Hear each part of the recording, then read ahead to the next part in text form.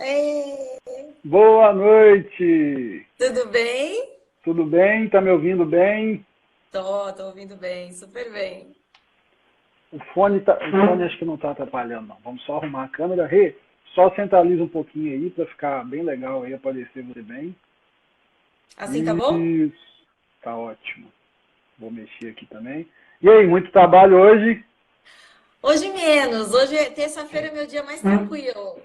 Eu tô querendo fazer isso também na minha vida, mas tá difícil. De pegar um dia da semana e deixar tranquilo. Não adianta ser tranquilo de domingo, entendeu? Pois Tem é, que ser pois é, tranquilo de segunda, terça. pois é. Tá difícil, não tá moleza não. Vou pegar o fone, porque eu não tô ouvindo quase nada, Rê. Vamos sem fone mesmo. Todo mundo ouvindo bem aí? Tá me ouvindo bem, Renato? Tô te ouvindo bem, tô te ouvindo super bem. Muito bom. Gente, hoje a gente vai fazer a live de EcoCardio versão 2, Os Vingadores. Porque a primeira vez que a gente fez essa live, o YouTube comeu nossa live, a gente não conseguiu Foi. gravar, né? Então a gente vai repetir a live de tanto que foi boa, né, Rê? Foi Foi muito muito bom, boa. foi E eu adoro, bastante. e sem falar que a gente adora falar esse assunto, né? Sim, foi bastante explicativa, teve médico até orientando. Olha, vê a live da Rei do Flávio que você não precisa saber mais nada sobre coração fetal. Foi Já muito legal. põe na cartilha lá Põe na da cartilha lá, paciente. cartilha da gestante. Pode ver todas as lives minhas, porque realmente as lives esse mês eu caprichei. A gente Foi fez legal. um esquema aí para o dia da gestante, então eu fiz 2 lives por semana. Tá cansativo pra caramba, mas tá muito gostoso. Eu estou recebendo só gente que realmente eu gosto, me identifico. Então tem gente assim, tem mais umas 3 lives ainda. Renato vai fazer live comigo, talvez não em agosto, porque ele está indo para Miami, mas vai fazer em setembro. A gente vai falar sobre cirurgia fetal. Teve Opa, live com psiquiatra, teve live com nutricionista. Bruna Pitaluga vai falar de novo sobre pré-eclâmpsia, o fator aí, show. metabolismo fetal na pré-eclâmpsia. Vai ser um tema bem diferente que a gente não está Uhum. acostumado. Mas vamos começar, pessoal. Vamos lá. Renata, pediatra, cardiologista, Isso, especialista em ecocardio fetal. Ela é isso. nossa especialista aí da Fundação de Medicina Fetal Latino-Americana, lá em Campinas, que é a fundação onde eu fiz toda a minha formação. Né? Ano que vem estou aí na especialização dela, vou ser aluno com muito prazer, porque Muito admiro bom, muito demais o bom. trabalho dela. Além de médico, uma pessoa maravilhosa, tem uma história de vida muito Obrigada. massa, né? Obrigada. Ensina muito, sabe dar aula muito bem. Isso é muito bom para a Obrigada. gente que está aí começando nessa área. Então, assim, eu acho que a gente vai condensar um pouco mais as perguntas em relação à última live, que foi muito Uhum. extensa. E a Uhum. Renata, ela não é muito boa da cabeça, não. Ela Não. aceitou a live no dia do aniversário de casamento dela. O marido dela, certeza que vai me odiar. Bicho, eu não estou acreditando que você fez isso. Então a gente vai Tinha que ser correr, eu. Tinha a que ser gente, eu, né? a Não tem gente vai jeito. correr para fazer a live em 40, 50 minutos, para ser bem Uhum. rapidinho, porque ela tem que sair para jantar, né? Tem que comemorar o casamento. Lógico, claro. Senão não dá certo. Já está até arrumada, está toda bonitona aí. Rê, pode se apresentar, fala aí alguma coisa para a gente começar as perguntas. Então vamos lá, eu sou formada então em pediatria primeiro, depois cardiologia pediátrica e ecocardiografia fetal e pediátrica. E eu fui me especializando cada vez mais, estudando cada vez mais o coração fetal, e hoje a maior parte do meu tempo eu faço isso. Então eu tenho bastante me atualizado sobre o assunto, sobre o coração do feto e sobre as malformações e como isso pode afetar até o nosso país. Porque hoje a mortalidade infantil do Brasil ainda está alta por causa da cardiopatia congênita. O que significa cardiopatia Sim, congênita? Malformação no coraçãozinho do nenê que está formando dentro do útero. Então, hoje em dia, a gente, em 2016, reduziu muito já a mortalidade por desidratação, por pneumonia das sim, crianças, mas a cardiopatia ainda está muito alta. Então, quando a gente consegue fazer um diagnóstico dentro do útero, a gente já está reduzindo a mortalidade infantil do nosso país. Então, a sem grande dúvida. importância é essa. Sem dúvida. E é é uma das malformações difíceis, né? Porque, assim, não é todo ginecologista que acaba pedindo, não é todo serviço de pré-natal que acaba solicitando o ecocardio fetal. Então, já tem até projeto de lei sobre isso no Senado para tornar o Isso. ecocardio um exame obrigatório, até no SUS, realmente, e precisa, porque a cardiopatia mata, tem que ser feito o diagnóstico. Sua imagem está Então, falhando bastante. a importância é exatamente essa. Vamos Quando a esperar gente um faz pouquinho. o diagnóstico dentro do útero, a gente consegue dar uma assistência para essa criança após o nascimento. Então, vocês estão conseguindo me ouvir? Sim. Tá ouvindo, né? Tá. Então, Tá a grande falhando um importância pouquinho em você, a imagem e o som. Então, mas para mim tá aqui, Tenta tá passar normal. para o 3G. Tenta passar para o 3G. Peraí. E aí? Agora 100%. Aê, show! Agora 100%. Então, é um problema grave, né? Que nem sempre é feito o diagnóstico. Nós, da Fetal, acabamos fazendo o rastreio básico da cardiopatia, né? Mas às vezes pode passar alguma coisa, porque realmente tem que passar com o cardiologista, tem que fazer o ecocardio fetal, que é um exame só para o coração do feto, né? E mesmo assim, ainda existem algumas malformações que a gente só vai descobrir quando o bebê nasce. Então, todo esse rastreio é muito importante para a gente nessa época, né? Então, a gente vai falar hoje sobre as principais alterações, as ansiedades, os medos, né, de alimentos, medicamentos que podem causar alterações cardíacas, né, os fatores genéticos, tudo isso. Rê, explica para a gente qual é o papel do cardiologista pediátrico na gestação. Porque todo mundo acha assim, para que eu vou no cardiopediatra, sendo que o meu bebê nem nasceu, né? Não é depois que nasce? Para que a gente manda e faz o acompanhamento também com o cardiologista pediátrico? Explica para a gente essa função que é mega importante. Isso. Hoje em dia, ainda não são todas as gestantes que têm acesso ao exame, porque não tem cardiopediatra suficiente para fazer o ecocardiograma fetal no nosso país, tá? Mas a importância é que o cardiopediatra ele vai fazer uma avaliação muito mais minuciosa desse coração, com mais detalhes de Doppler, de avaliação anatômica do coração, que pode fazer uma grande diferença depois que o neném nascer, tá? Isso é uma coisa. Agora, em outros momentos, o cardiopediatra ele é muito importante quando o nenê já tem alguma alteração. Então, a mãe tem alguma doença, como diabetes, lúpus, outras doenças reumatológicas que podem afetar o coração do nenê. Às vezes, uma infecção viral da gestante pode afetar o coração do nenê. Então, a gente faz esse acompanhamento junto do obstetra durante toda a gestação para receber esse nenê da melhor forma. Então, pessoal, é aquela coisa que a gente sempre fala, né? Tentar montar sempre a sua equipe, né? Com um bom obstetra, eu não trabalho sozinha. Oi, Fred, te amo. Eu não trabalho sozinha, eu trabalho com obstetras, eu trabalho com ultrassonografistas, com radiologistas, com outros cardiopediatras, porque é uma especialidade que você não pode ficar sozinho. E também é muito bom a gente poder discutir os casos, né? Hoje mesmo eu estava mandando um caso para a Rê para me dar um auxílio aí de uma malformação. Rê, como é que a gente vai conduzir? Me dá um auxílio aí, a gente vai trocando uma ideia. Assim, é uma coisa pouco difundida, às vezes as pessoas que têm mais condição, que têm plano, acabam fazendo esse exame, tendo esse acompanhamento. É uma pena, realmente. A gente tinha que ter esse acompanhamento para todos os fetinhos, né? Seria maravilhoso. Né?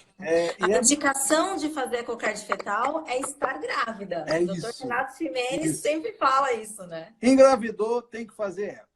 Igual tem que fazer morfológico de primeiro trimestre, tem que fazer morfológico de segundo trimestre. O eco tem que fazer parte do calendário ultrassonográfico da gestação. Né? E qual a melhor época para fazer? É nesse morfológico do segundo trimestre, é a melhor época. Se tiver uma alteração do primeiro trimestre, a gente pode fazer antes. Mas o ideal é fazer entre 22 entre 18 e 28 semanas. O ideal entre 22 e 24 semanas. Então, olha que legal, pessoal. A gente faz diagnóstico e já tem alguns... Não faz diagnóstico, mas já tem algum sinal indireto de malformação cardíaca no primeiro trimestre, morfológico de primeiro trimestre.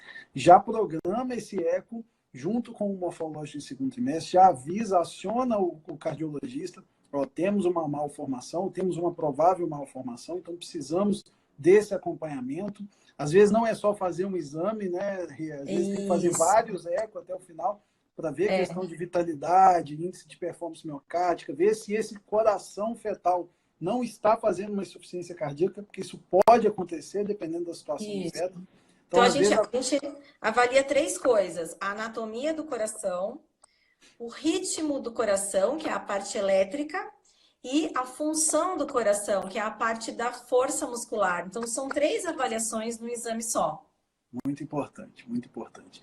A gente já falou sobre o rastreio, a gente já falou sobre o papel do cardiologista. Vamos falar sobre aquelas coisas que todo mundo às vezes fica meio em dúvida. Quais os alimentos, depois a gente divide para falar sobre os medicamentos, quais os alimentos que podem afetar o coração, né? Quais os alimentos hoje que devem ser evitados durante a gestação. A gente fala de alimento, a gente fala de suco, a gente fala de bebida, né? Hábitos também que a gente deve evitar durante a gestação, para não ocorrer, às vezes, sustos, né, de taquicardias ou de problemas no coração do bebê. O mais estudado, dos alimentos todos que a gente pode falar, o mais estudado é a cafeína. Quando eu falo mais estudado, é o que tem mais artigos, o que foi mais publicado, o que mais se fala nos congressos de atualização, é a cafeína.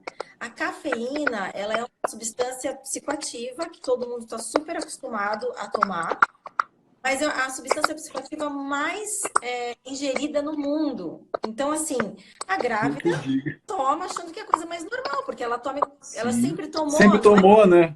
Sempre tomou. Mas a cafeína, ela tem uma substância que se chama paraxantina. E a paraxantina, que é o psicoativo, que passa 100% pela placenta. Então, o que acontece? Um adulto que toma um expresso, o expresso tem mais ou menos 100 miligramas de paraxantina, de cafeína. A gente vai metabolizar esse expresso em 2 horas, 2 horas e meia, um expresso. A grávida, ela tem um metabolismo alterado da cafeína, isso já está bem comprovado. Vai até 10 horas, é de 7 a 10 horas de metabolização. E disso daí, 100% vai para o feto.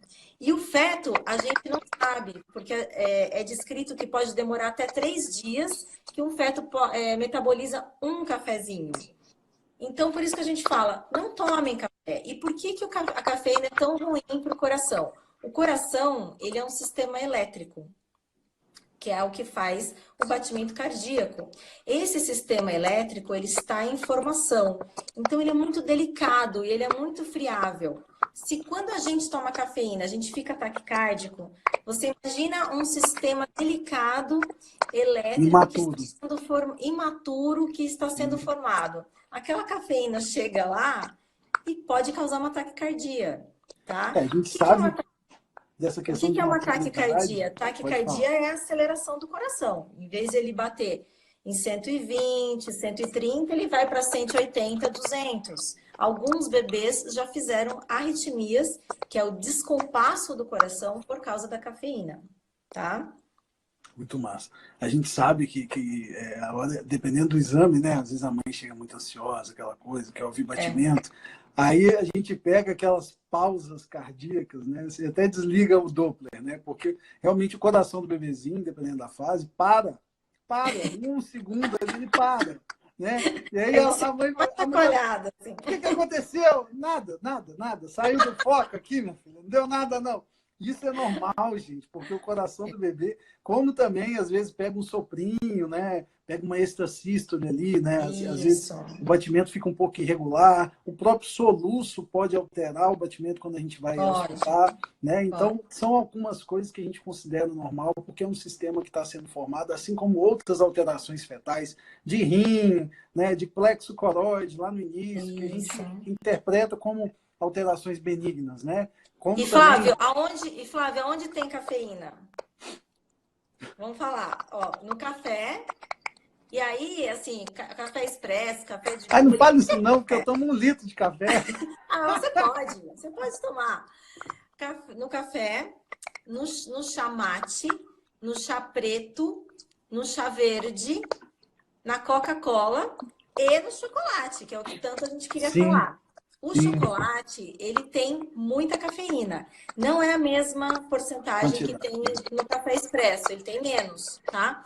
Mas o interessante do chocolate é que a cafeína está no chocolate mesmo, no cacau. Então, quanto mais cacau tiver no chocolate, mais cafeína vai ter. Vai ter as paraxantinas e toda essa família das paraxantinas. teobrofilinas. Uhum. Então, a grávida, o ideal, ela não comeu o chocolate 70%, o chocolate 80%. Ela comeu o chocolate ao leite. Sim. Porque o chocolate não é bom na gestação, mas se der aquela, né, É aquela pega, coisa, né? Não tem nem pega um como sonho de fugir. valsa, Não né? pode comer o de 70 porque tem cafeína. Não pode comer o de 20 porque é rico também e glicose Em pura, né? açúcar. Em açúcar. O É. ideal é não comer, mas se comparar, é melhor comer o chocolate ao leite do que o cacau 70%. Sem Esse tem dúvida, muito mais cafeína, sem dúvida. A gente tá? falou em relação ao café e o ritmo cardíaco, né? O que a gente É. pode falar em relação a alimentos, né? E alterações, às vezes até um pouco anatômicas, se a gente for falar, né? Em canal arterioso, esse tipo de coisa. Já existe alguma coisa aí que a gente pode falar? Suco de uva, né? Sim, Alguns sim. alimentos que podem estar ligados aí prostaglandinas, essas alterações? Sim. No coração do nenê, do feto, tem uma estrutura muito importante que a vida dele depende dessa estrutura, que é um tubinho que se chama canal arterial. Esse tubinho, ele liga duas artérias muito importantes. Ele fica aqui no meio dessas duas artérias, assim, ó, tá? Esse tubinho, que se chama canal arterial, ele precisa de uma substância que se chama prostaglandina para ele ficar aberto e ficar passando sangue aqui nesse meio. Quando essa prostaglandina cai, passa menos sangue ou para de passar sangue, ele fecha. E o que pode fazer essa prostaglandina cair e passar menos sangue nesse canalzinho arterial, nessa ponte que liga esses dois vasos importantíssimos? Algumas medicações e alguns alimentos. Vou falar primeiro dos alimentos, que é mais simples, porque os alimentos não é comprovado que eles fecham o canal, mas Só eles reduzir. diminuem o fluxo do sangue do canal, tá? Uhum. E o mais estudado é o chimarrão e o suco de uva. Olha o pessoal do Sul aí. É, o pessoal do sul, por causa dos polifenóis. Os polifenóis, eles são maravilhosos para os adultos. Diminui o estresse oxidativo, diminui colesterol, triglicérides, diminui tudo isso. Mas para a grávida, infelizmente, reduz a prostaglandina. E aí esse canal pode passar menor fluxo, tá? Então, os estudos que foram feitos com sucos de uva mostraram que passa menos fluxo pelo canal arterial, ok? Então, suco de uva pode tomar, mas não é para fazer a principal bebida Sim. e não tomar integral. Mistura com água, faz um suco com água, não um suco integral. E toma outras coisas. Frutas vermelhas têm muito polifenol, açaí tem muito polifenol. Então, tudo isso comer em pequenas quantidades para não prejudicar o coração do neném, tá? Mais importante são as medicações também, onde o principal são os anti-inflamatórios, porque os anti-inflamatórios, eles têm a função na vida deles é reduzir prostaglandina. Você vai tomar por causa do joelho, por causa de dor de Sim. cabeça, qualquer coisa, a função dele é reduzir prostaglandina. Então, no feto, isso é muitas vezes É. a morte. É a morte, Sim. porque às vezes a paciente toma um Voltaren e o neném não sobrevive, nem sabe o que aconteceu. Ela só tomou um Voltaren porque ela Não estava com dá dor nem de... tempo de descobrir. Não dá nem tempo de descobrir. Então, nenhuma hipótese de tomar diclofenaco, que é o Voltaren, ibuprofeno, que é o Advil, né, que é o mais famoso, o Advil, e nimesulide também não, tá? Então, nenhum tipo de anti-inflamatório, nem aqueles emplastro que põe aqui para dor nas costas, gel cataflã, Tudo isso. nada, Olha que zero, legal, zero, pessoal. zero. Muita Zero, não informação. tomem nada. A única coisa comprovada que vocês podem tomar é o paracetamol. Não tem jeito. Analgésico que a gente poderia usar, por exemplo, grávida com dor lombar. Repouso. Repouso, vai andar na piscina, né? Piscina Porque aquecida. o que acontece? A gente não tem opção. Até a dipirona, que é um analgésico, ela tem uma ação no ciclo lá da ciclooxigenase, da prostaglandina, do ácido araquidônico, ela tem uma ação moderada. Ela não tem uma ação efetiva como os anti-inflamatórios. E ela é um analgésico, mas ela tem uma ação moderada. Então, até a dipirona, muito É cuidado muito quando for importante. tomar. A Bruna Pitaluga fez uma live semana passada só Eu sobre os vi, antieméticos, né? eu E com vi. uma farmacologista mega estudiosa nesse aspecto e Uhum, falou uhum. muita coisa assim que às vezes as pessoas estão tomando. Ah, tô enjoada, vou tomar. Ah, tô com É, dor, vou tomar. Gente, tem que ter um pouco mais de bom senso em relação a isso, né? Você tem um ser que está em crescimento, está em formação ali. Então, tudo que você usar e tomar de forma errada, você pode prejudicar o crescimento desse feto. A gente falou dos medicamentos, falamos dos alimentos, né? Que podem afetar aí canal arterioso, canal arterial. De que maneira que esses medicamentos acabam agindo, né? Você falou na redução da prostaglandina. Algum desses isso. medicamentos podem causar outros problemas cardíacos de E malformação? tem, são medicamentos mais comprovados, principalmente os psiquiátricos, como o lítio, que pode causar anomalia de Ebstein, por exemplo. E tem anticonvulsivantes que podem dar coartação de aorta, por exemplo, doenças do lado esquerdo do coração. E tem também os nasais, Sorinho, nafasolina. outro dia eu dei um tapa na mão de uma gestante aqui. Tira isso da mão, pelo amor de Deus, meu filho. Não, uso de vez em quando. Não, não uso. Já peguei e joguei no lixo. Nafasolina Vontade de também. matar, né? E outra coisa, a gente não tem comprovação de muitos medicamentos, porque teria que fazer um estudo randomizado, dar medicamento para todo mundo ou dar para Sim, os ratinhos. Então, a maioria dos coitado dos medicamentos, ratos. eles são classe C. O que significa classe C? Que deram lá para os ratinhos e o ratinho teve, o feto dos ratos teve alteração, mas no Sim, ser humano não foi comprovado, claro. sim, Quem vai sem fazer dúvida. isso? Sem dúvida. Então, não tomem nada sem prescrição, tudo na dose correta que o médico mandar para você, der para vocês tomarem. Na dúvida, procura cardiologista, procura o seu obstetra para discutir, veja os efeitos colaterais. Não é porque é só uma dipirona, porque é só um Dramin, porque é só um Vonal. Cuidado, gente, toda medicação tem efeito colateral e ali Sem as dúvida. células estão se multiplicando, né, no seu feto. Então precisa ter muito cuidado. Muito Eu bom. queria dizer aqui na live que tem uma pessoa perguntando de golfball. No final eu quero falar de golfball. Vamos, nós vamos falar no finalzinho. A Beleza, gente, beleza. a gente hoje tá mais acelerado, mas a gente vai fazer mais live também. Vamos. Rê, em relação às cardiopatias que a gente tem mais visto, essa pergunta não estava, mas assim, que a gente tem mais visto hoje em dia, o que a gente pode falar para o pessoal, né? Quais são as maiores cardiopatias que você tem visto? Lógico, tirando aí a CIV, que é uma coisa rotineira, né?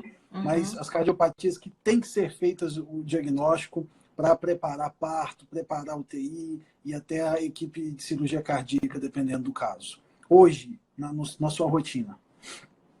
As doenças que eu mais tenho visto são as doenças cianogênicas. O que significa cianogênicas? É azul. São as doenças que o nenê nasce e ele fica roxinho, porque ele não consegue receber o oxigênio adequado para a pele. Então a pele fica toda roxinha, tá? Dessas doenças, a mais comum é uma que se chama tetralogia de Fallot.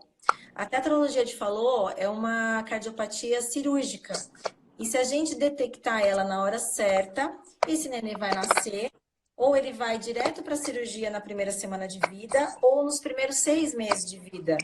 E a gente consegue, durante esses 6 meses, tratar esse coraçãozinho até ele ir para uma cirurgia adequada. Então, a importância do diagnóstico no feto não é tratar o feto. A gente não trata o feto, a gente só trata a arritmia no feto.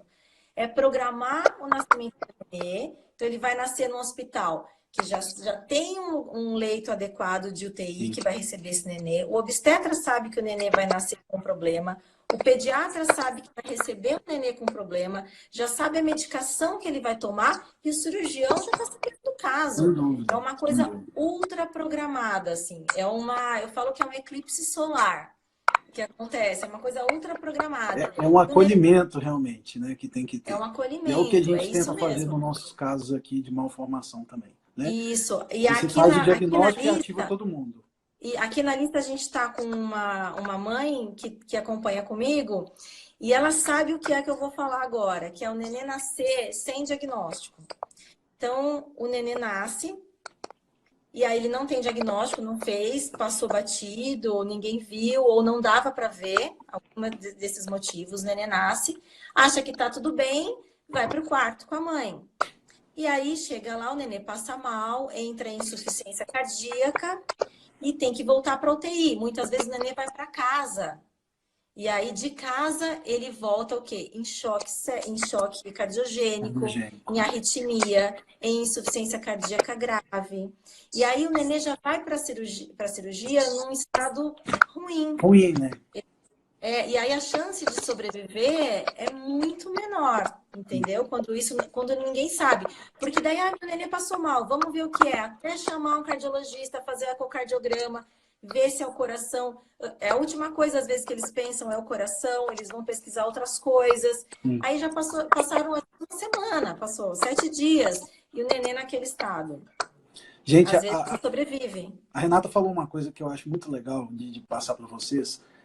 Todo mundo acha, às vezes, que fiz ultrassom, tá beleza, tranquilo, né? Mas tem muitas vezes, e existem alguns fatores que é muito importante a gente abordar, que dificultam muito o nosso trabalho, né?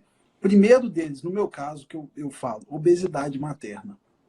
Eu canso, às vezes, de fazer morfológico e a mãe tem que voltar 2 semanas depois só para avaliar o coração. Eu não consigo, porque o panícula de pouso da mãe é tão grande e a posição do bebê não me ajuda, que eu não consigo ver o básico desse coração. E às vezes a gente manda para o cardiologista olhar e ele também falou, Flávio, não consegui, cara. Muito panícula de pouso, a máquina não consegue penetrar. Então, assim, são limitações técnicas que a gente não consegue. Às vezes o bebê pode ter uma malformação cardíaca e acabar nascendo. Outra coisa, quantidade de líquido. Mãe que não gosta de beber líquido, fica com líquido muito baixo. O bebê a imagem não passa, a gente não consegue olhar o coração. Posição fetal. Aquele bebê teimoso que fica lá de costas e não vira, a gente cutuca balar e não vira. Também. Então é normal acontecer no morfológico. E eu escrevo no meu laudo, sem vergonha nenhuma, avaliação cardíaca limitada e peço para essa mamãe voltar daqui uma semana. Porque, assim, coração, como a própria Renata falou, a gente consegue ver até com 28 semanas. Então, não é aquela urgência, né? Às vezes você vê até melhor. Eu não gosto de fazer morfológico com 22, eu gosto de fazer com 24, porque esse coração está maior. Mas, assim, se não conseguiu com 24, você vai conseguir ver no Doppler, quando for fazer com 28. Então, é uma coisa, mas tem que ser visto. É ideal que seja visto. Se não conseguiu, vai como um feto que não foi avaliado o coração. Então, realmente, tem que ter um pouco de bom senso em relação a isso. Tem que abrir o olho. Não foi visto o coração desse bebê, então vamos ficar de olho. Né? Não tenha medo de escrever, olha, não foi possível. Porque o que acontece? Quando, vamos supor que vem uma obesa, muito obesa, e eu também não consigo ver tudo, eu escrevo isso e escrevo. Logo após o nascimento, antes da alta, realizar ecocardiograma no hospital. Para liberar o bebê com tranquilidade. No meu laudo, eu ainda coloco todos os segmentos, né? Entrada e saída dos vasos, 3VT, visualizado, não visualizado, coloco tudo.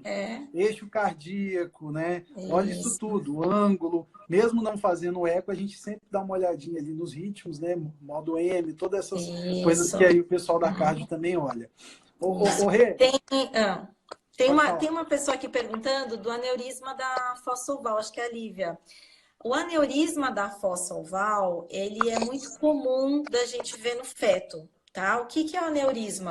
O septo interatrial, ele é retinho, assim. O aneurisma é quando ele tá abaulado. Então, ele fica esse abaulamento e o buraquinho aqui no meio, que é o forame oval, tá? Esse aneurisma, ele não é uma doença. Ele é uma alteração da normalidade.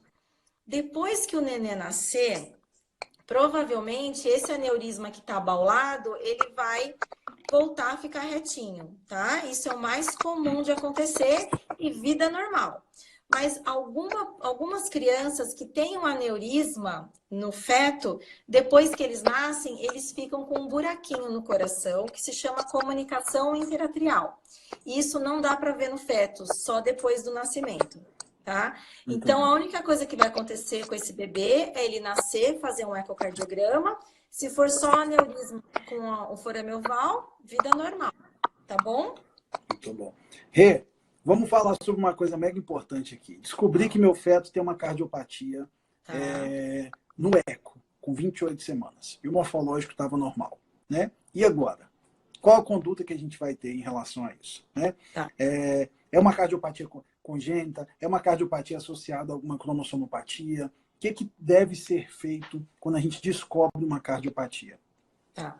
Toda vez que a gente vê uma malformação no coração, a gente pensa em malformação também de algum outro órgão, porque o coração, ele é o órgão que está mais associado com outras malformações também, tá? Com a cabecinha, o cérebro, os rins, então tudo vai ter que ser reavaliado, tá?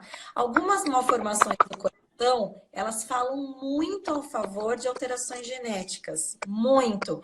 Vamos supor, tem uma doença, um tipo de uma doença do coração, que é o defeito do septo atrioventricular, que quando eu vejo esse coração, apesar do morfológico estar todo normal, rostinho, mãozinha do nenê, tudo normal, esse nenê tem 90% de chance de ter síndrome de Down. Mesmo sem fazer o estudo genético, eu olhei aquele coração e já sei que esse nenê tem 90% de chance de ter síndrome de Down.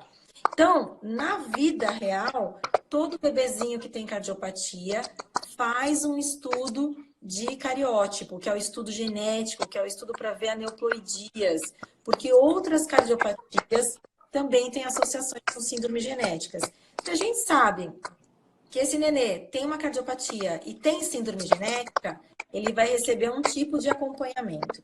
Sim. Se a gente sabe que ele tem cardiopatia e não tem síndrome genética, ele vai receber outro tipo de acompanhamento. Alguns vão fazer cirurgias e outros não. Então, para a gente é muito importante saber se tem síndromes.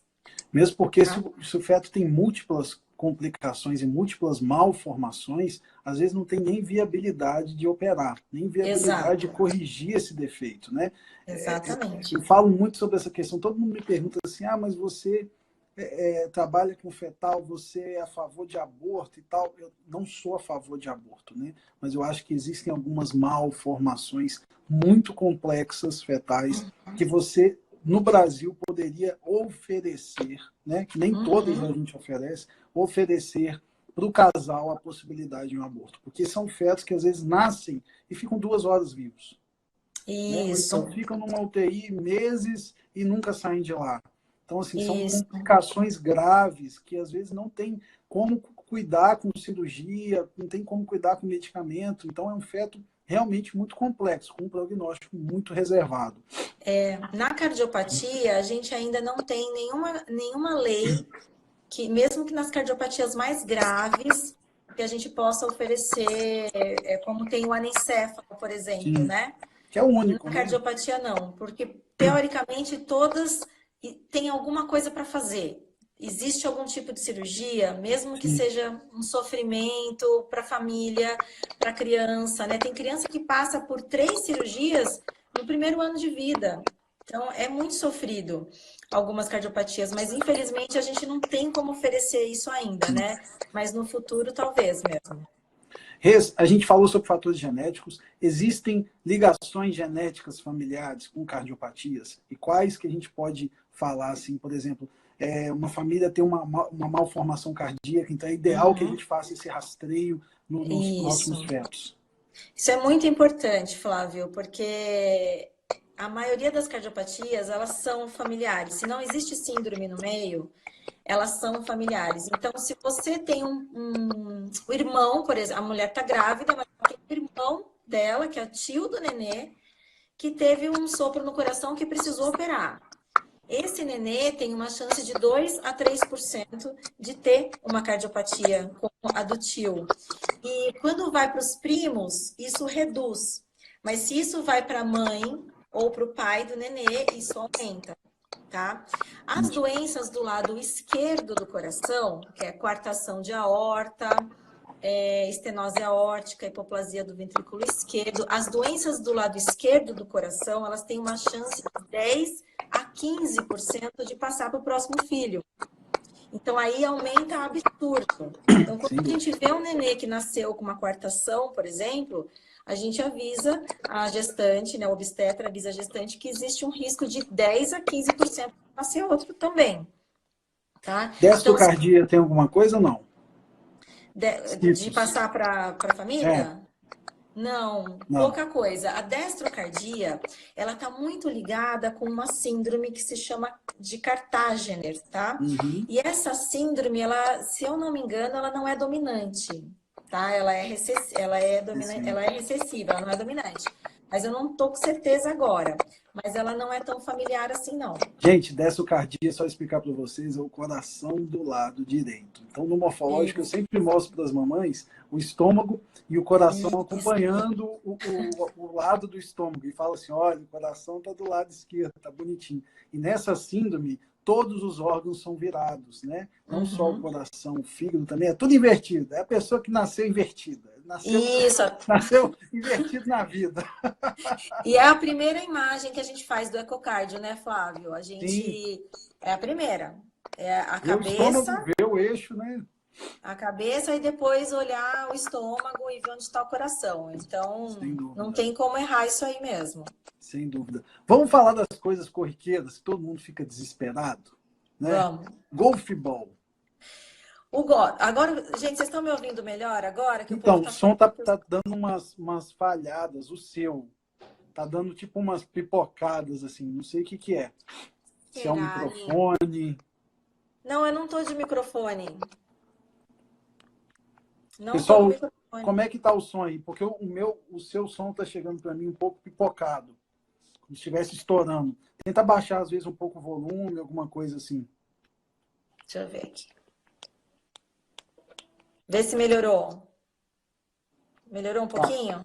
Para mim tá ótimo. Como é que tá aí, pessoal? Eu acho que eu preciso trocar de celular, entendeu? Também.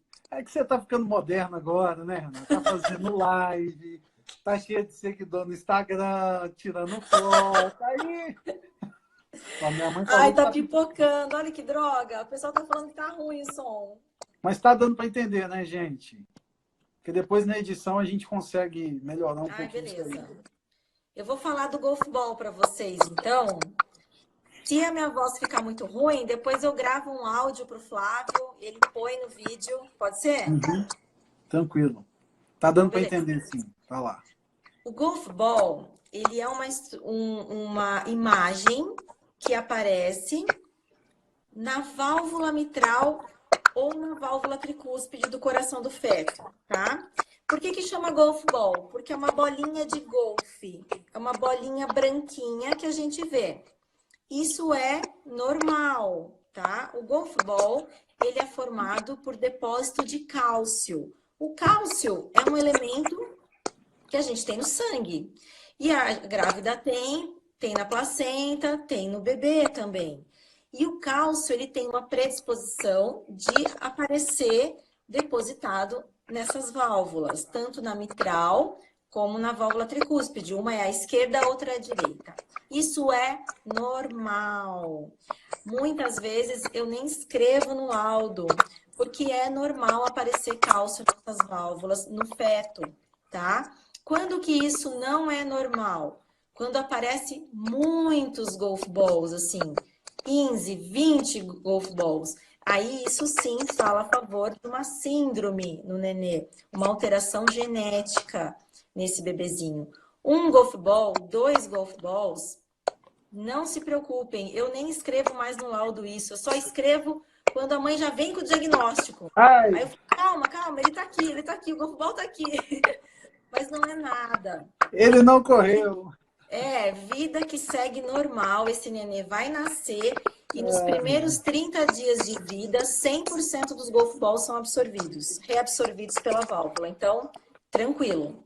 Bem diferente do rabdomioma, né? Bem diferente do rabdomioma, que é um tumor. Ele é considerado um tumor benigno, benigno porque ele não é cancerígeno, tá? Mas ele é altamente proliferativo, então ele aumenta de tamanho rapidamente e ele pode obstruir uma via de saída do coração ou uma via de entrada do coração, e ele está 80% associado com esclerose tuberosa, que é uma alteração cerebral, que é Sim, uma síndrome convulsiva. sim. E CIV? CIV significa comunicação interventricular. Então, o nosso coração, ele tem uma parede que divide o lado esquerdo do lado direito do coração. É uma parede, igual um quarto, que separa do outro quarto. E essa parede, ela vai formando de baixo para cima no feto, ela vai subindo assim. Até o final da 10ª semana, essa parede subiu certinho. Alguns bebês, essa parede falta um pedacinho no meio, um pedacinho na ponta do coração ou um pedacinho lá em cima no coração. Dependendo do tamanho desse buraquinho, dessa comunicação, e dependendo da localização, tem 80% de chance de fechar sozinho, tá? Dependendo da localização. Se tá muito alto, a gente pensa mais em comunicações que vão ficar após o nascimento. Se ela tá mais perto da ponta do coração, 80% de chance de fechar sozinho. Então, a localização, o tamanho e a associação com outras coisas no coração que a gente consegue tomar uma conduta melhor. Mas é o soprinho mais diagnosticado no mundo, é a CIV. Outro dia eu te mandei um lindo. Mano, Um muscular. Muito lindo. Piquitica. E é o que mais a gente vê, né? São as CIVs musculares, pequenininhas, né? E aí o que acontece? O buraquinho fica no meio, aí o músculo de cima cresce para baixo, o de baixo cresce para cima e fecha. Muito Show. bom. Muito bom. Tem uma pessoa perguntando em relação à dupla via de saída de ventrículo direito, se tem chance de passar, né? De no próximo filho desenvolver uma cardiopatia semelhante. Tem, mas é bem menor, tá? É bem menor, é 2%. É bem menor do que a do lado esquerdo, porque a dupla via de saída do ventrículo direito, ela é uma doença do lado direito do coração e é uma alteração da saída dos vasos. A aorta, ela, em vez de ela sair do lado esquerdo, ela roda para o lado direito. É uma alteração da rotação do coração. Então, a cirurgia é simples, porque é só fechar a comunicação interventricular, mas a chance de passar para um outro filho existe, mas ela não é grande, ela é pequena, mas existe. Muito bom. Rê, explica para esse pessoal aí quando que o coração começa a bater, porque o povo fica nesse desespero. Né? Ai, aí faz o exame com 3 semanas e não vê nada. Ai, meu bebê. Não, gente, calma. Vocês têm que lembrar que o embriãozinho, no início, vai ter o coração tem 4 cavidades. No início, às vezes, vai ter uma cavidade só batendo. A gente, às vezes, vê e não consegue ouvir, porque é tão pequenininho. Explica para a gente um pouquinho aí sobre só, para a gente dar uma finalizada sobre essa parte embriogênica aí. Certo. O automatismo do coração, o que significa o automatismo? Ele vai crescendo e ele fica uma bola parada. E, de repente, essa bola começa a se mexer assim. Isso chama automatismo. Ainda ele não está funcionando como um coração normal, ele só está vibrando. O automatismo do coração começa com 6 semanas, tá? Mas ainda não é o batimento cardíaco legal, ideal para pegar num exame.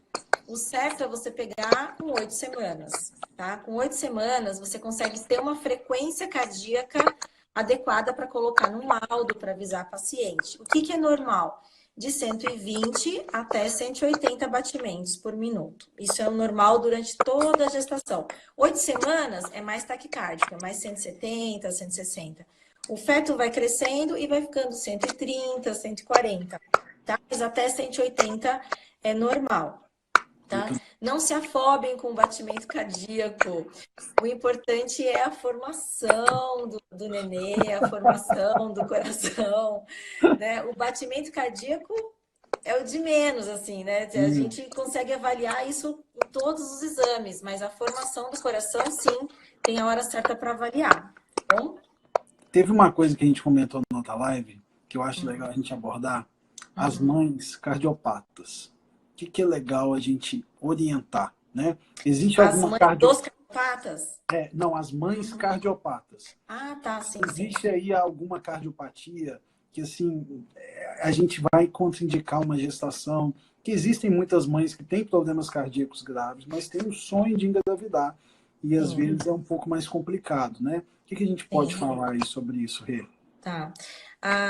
Existe a cardiopatia, que se chama hipertensão pulmonar, que a hipertensão pulmonar, ela pode existir por uma doença pulmonar que afeta o coração ou por uma doença cardíaca que afetou o pulmão. porque o pulmão e o coração, eles trabalham juntos, tá? Então, a doença a hipertensão pulmonar, ela é uma contraindicação de gravidez, tá? As pacientes que têm hipertensão pulmonar e ficam grávidas, elas estão liberadas para fazer o aborto, tá bom? Porque tem risco Então, isso é materno, uma... né? Isso, por risco materno. Então, isso é Entendi. uma contraindicação. A outra contraindicação que existe é a insuficiência cardíaca grave na gestante. Então, ou por uma malformação de válvula, né, uma febre reumática, ou uma miocardite que ela teve, alguma alteração grave muscular do coração, que ela tem uma fração de ejeção, quer dizer, pouco sangue ela manda pelo coração para a aorta, que é uma fração de ejeção baixa. Aí ela fica grávida e o que acontece? Aumenta 3 vezes a volemia do coração durante a gravidez, né? Ela vai aumentando. No terceiro trimestre, a grávida está com 3 vezes mais o que ela tinha de sangue antes de engravidar. Então, um coração que já está dilatado e fraco, aumentar 3 vezes o volume, muitas vezes elas não aguentam. Então, também é uma contraindicação de gravidez. Existem, por exemplo, teve uma pergunta que me fizeram até para fazer na live, e eu separei, se existe alguma cardiopatia durante a gestação que pode ser causada, por exemplo, pelo feto, pelo fato da mulher estar gestante, gerar como se fosse uma sobrecarga no coração dela. Existe alguma coisa em relação a isso? Porque eu desconheço, assim. Não sei se... Não, no coração não. O que existe é aquela síndrome da hidroxia, que o nenê fica hidrópico e a mãe fica hidrópico. Como é que chama? Errado. Sei lá, não lembro o nome. Bem raro. Mas não do coração. É o nenê fica hidrópico e aí a mãe fica com edema generalizado também. Entendi. Mas do coração, não. Nenhum problema assim do coração do feto possa causar um problema na gestante. Isso não. Muito bom. Corre pro seu jantar. Eu adoro falar de coração, mas eu esqueci. Gente, hoje realmente teve que ser rápido, porque essa pessoa doida aí marcou a live no dia do casamento, do aniversário de casamento dela. O marido dela deve estar... O dia, eu não conheço seu marido, mas eu tenho certeza que o dia que ele me conhecer, ele vai virar a cara. Estou feliz. É aniversário, nossa. Ele é mega tranquilo, ele é tranquilo. Muito quero obrigado. agradecer. Deixa eu agradecer o convite, que para mim falar do coração é sempre assim uma missão para mim. Eu amo. Muito obrigada mesmo, Flávio. Você é um cara espetacular e está fazendo o seu papel brilhantemente. E o seu interesse em estudar, em conhecer e passar a informação, pouquíssimas pessoas têm. Então, siga nesse caminho, porque a gente só vai atrás de você, assim, ó. A gente só vai te seguindo, entendeu? Com certeza.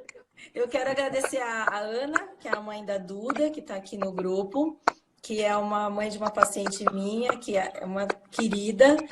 E obrigada aqui por você estar aqui, porque ela tem trilhões de seguidores, sei lá, e ela vai com certeza compartilhar essa live aí. Muito bom. E agradecer todo mundo que ficou aqui com a gente, escutando e compartilhando. Gente, essa é a importância que eu estou sempre tentando trazer para vocês, é melhorar a qualidade de informação para gestante. A gente vive num mundo onde todo mundo fala de gestação e tem muita informação perdida, muita coisa que aconteceu e gente falando, aquela coisa, os outros, aconteceu na família de não sei quem, e aí vai perpetuando, às vezes, informação de péssima qualidade. Então, acho que é muito importante a gente que trabalha com medicina fetal, que trabalha com cardiologia fetal, trazer essas informações, né, e a gente conseguir compor uma parte da nossa vida e rede social de informação que realmente vale a pena. Né? Eu acho que o Instagram é uma ferramenta... está se tornando a ferramenta médica, né? de divulgação de informação, de captação de paciente, com certeza, mas também de um serviço muito humanizado que a gente tem tentado fazer, levando para vocês informações.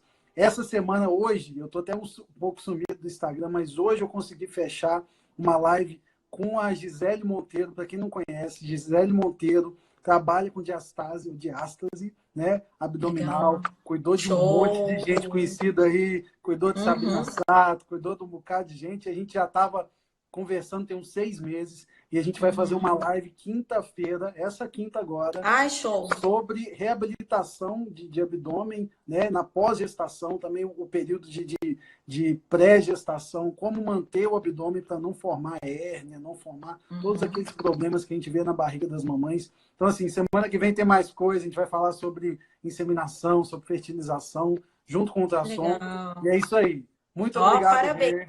E eu queria dizer aqui para todo mundo, se ficou alguma dúvida, manda no meu direct ou no direct do Flávio, que ele manda para mim, que eu vou responder todo mundo. Tá bom? Manda sim. Muito bom. Vai pro seu jantar. Beijo. Ano que vem tô aí, hein? Show! Mua! Vou fazer minha Tchau! matrícula. Tamo junto. Você é aluno.